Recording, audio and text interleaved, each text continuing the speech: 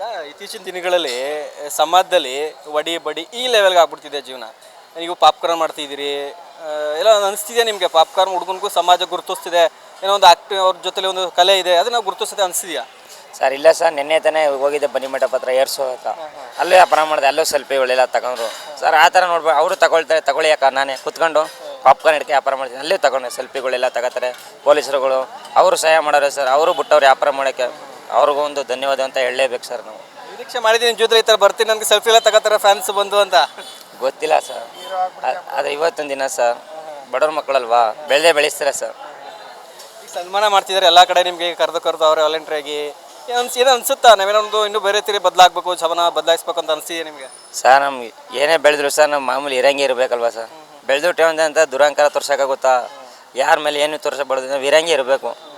ಪ್ರೀತಿ ವಿಶ್ವಾಸಕ್ಕೆ ಮನೆಯಾಗಿರ್ತೀನಿ ಸರ್. ನಿಮ್ಮ ಜೊತೆ ಡ್ಯಾನ್ಸ್ ಮಾಡೋ ಹುಡುಗಿ ಬಗ್ಗೆ ನೀವೇನಂತೀರಿ?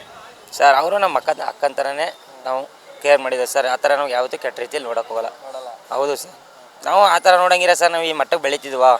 ನೀವೇ ಹೇಳಿ. ಈಗ ಸನ್ಮಾನ ಮಾಡ್ತಿದ್ದೀರಲ್ಲ, ಅದು ಯಾರು ಕೊಡ್ಬೇಕಂತ ಅನಿಸುತ್ತೆ ನಿಮಗೆ? ಸರ್ ಅವ್ರಿಗೂ ಕೊಡಬೇಕು ಅನಿಸುತ್ತೆ. ಯಾಕೆ ಹೇಳಿ, ಅವರಿಂದನೂ ಬೆಳೆ ಕಾರಣ ಇದೆ, ಅದು ಜನಗಳಿಂದನೂ ಬೆಳೆ ಕಾರಣ ಇದೆ. ಅವ್ರ ಮೇಲೆ ಒಂದೇ ಹೇಳ್ಬಾರ್ದು, ನಮ್ಮ ಮೇಲೆ ನಾವು ಅವ್ರ ಮೇಲೆ ಅನ್ಯಾಯ ಆಡೋಕ್ಕಾಗಲ್ಲ. ಅವರಿಂದನೂ ಬೆಳೆದಿದ್ದೀನಿ, ಯಾಕೆ ಸರ್ ಸುಳ್ಳು ಆಡಬೇಕು?